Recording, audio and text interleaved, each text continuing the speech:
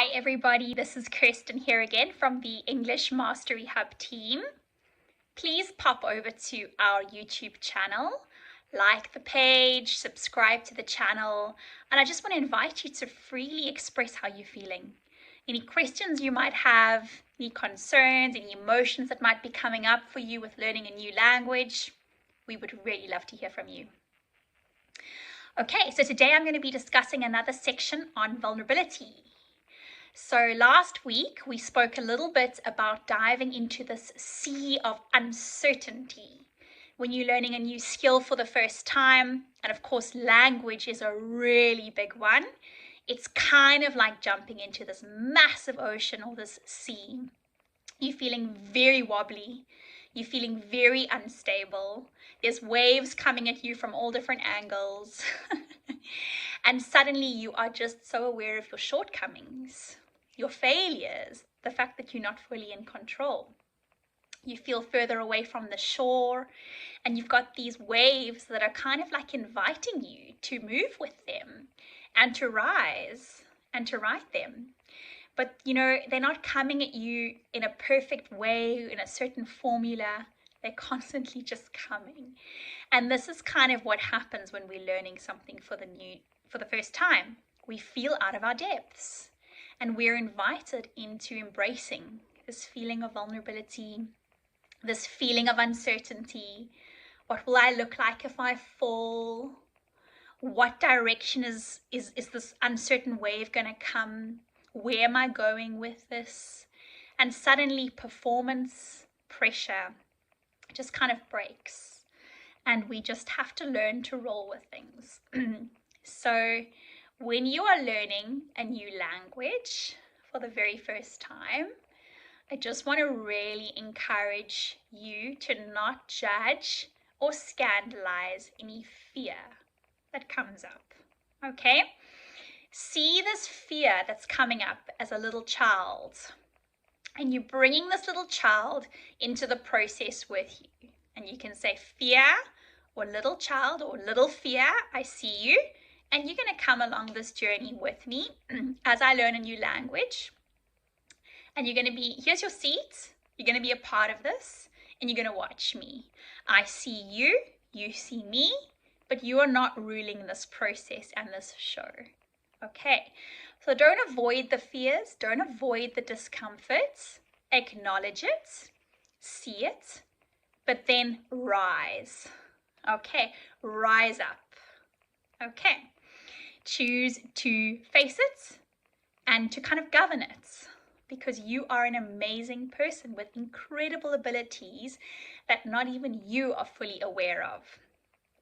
I have seen students who can't say one English word become masters, and they did not do it in any other way other than just pushing through the discomforts and pushing through that fear. So in our last video, which I encourage you to check out, I mentioned how important it is to trust the coach, the school, the website, and the platform that you're learning. Okay, you want to feel held. You want to feel safe. When we feel safe in the ocean, when we feel safe in the presence of somebody, we open up. We express ourselves beautifully. When we feel unsafe, uncertain, unguided, then that's when we really fall. So trusting the right teacher, the right coach, the right mentor, the right program is really, really important. But another really important thing is to really learn to trust yourself as well. Okay, you have an amazing mind. Yes, we will come on very different journeys. We've been brought up in very different countries, in very different ways, but all human beings experience the same emotions. Okay, no matter what language you are, you will experience joy, you will experience sadness, you will experience excitement, you will experience fear. Okay, so it's just really important to remember that we all understand this language of emotion, vulnerability, and courage. Okay, so we're not pretending we don't have fear and uncertainty. We're acknowledging it, we're seeing it, but it's not riding the vehicle. Okay, it's kind of like a little child in the back seat of the car. You can see it in the rear view mirror. It's part of your process. It's part of your vehicle moving forward, but it's not going to mean that you're going to stop the vehicle and not move forward in any way. You're not going to quit because this fear is not the driver of the vehicle. You are the driver of the vehicle. Okay, so you're seeing it in your rear view mirror, but it's not driving your vehicle, your movement forward. Okay, so in our last video, I also spoke a little bit about writing your fears down. If things are just swimming around in our mind, we're easily going to get distracted and pulled off course.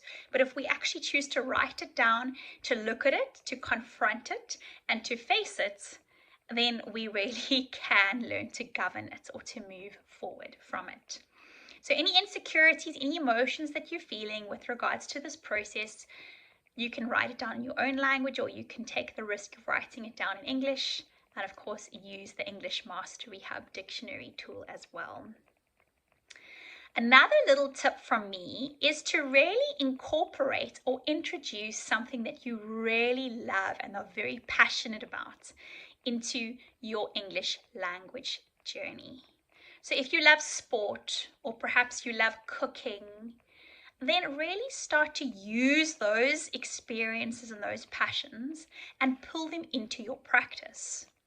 So on the English Mastery Hub website, we've got some amazing tools where anything that you're passionate about, any video, any article, kind of anything that's on the website really, you can just plug directly into the platform, and then we will give you all the definitions with our English Mastery Hub dictionary tool, any subtitles, and you can really use anything that you love, and you can plug it into the platform itself to really start engaging with it in the English language. So when we do something that we love, we learn a lot faster, okay? I have a student that just loves cooking. She's a very talented baker, and she just comes completely alive when she gets to cook. And she was getting so frustrated looking at all these language books and these grammar lessons from alternative schools. And so I just said to her, you know what, for our next class, I'd like you to show me in English the steps, the sequencing, the process of baking your absolute favorite thing. And I said, give all the tools, take all the tools out, get all the ingredients ready, get the measuring cup ready, get the spoons ready, get the milk or the liquids and the equipment ready.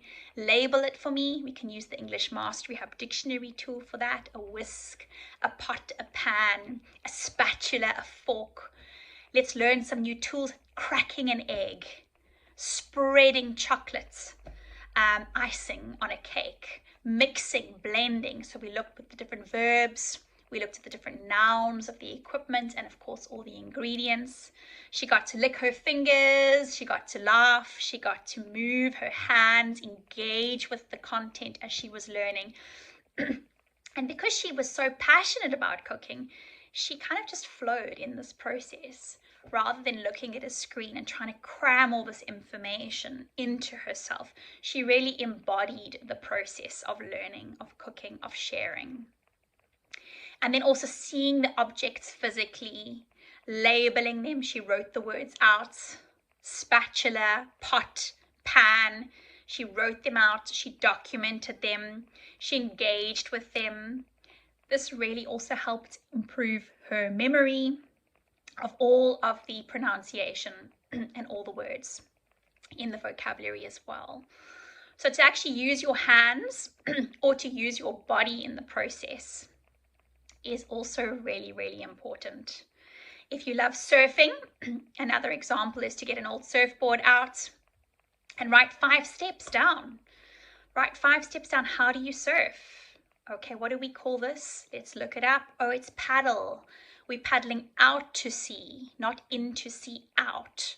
So you're exploring the different prepositions, okay, in, out, up, down, the directions that we're moving, the verbs, paddle, stand up, jump, swim, sprint. So when we're actually physically doing something with our body, we're also going to remember the words a lot faster. So place your board down, start to use your body to try and express what you're doing, write a few words down, play around with the process. This is also really, really important, to keep playful, to keep joyful, to keep curious, to keep excited. Don't take this so seriously. This is meant to be a joy. We would love to see you traveling the world and speaking with joy. You must feel alive, full of life. So whether it's cooking or surfing or any kind of sport or anything creative or musical, try and get your hands and your body involved in the process. If you're not sure, then just follow something in your own native language, kind of an article or a video on YouTube, pull it into the platform, look at the subtitles, engage with the content, maybe learn 5 to 10 new words, and just keep playful, keep excited, keep curious. There's no performance pressure here. Don't judge or scandalize your fear, and just have fun with the process. Keep it passionate, keep it light, keep it playful. And I just want to encourage you to keep going. If we can all learn to laugh and to have joy when we fall and we make mistakes and we don't pronounce things perfectly, then it's going to make us feel a lot safer in the process. And we're going to learn to trust the process. As messy and as crazy as it seems, it's going to become exciting and not so pressurizing. So have a great day, and don't forget to like our channel and subscribe. Bye for now.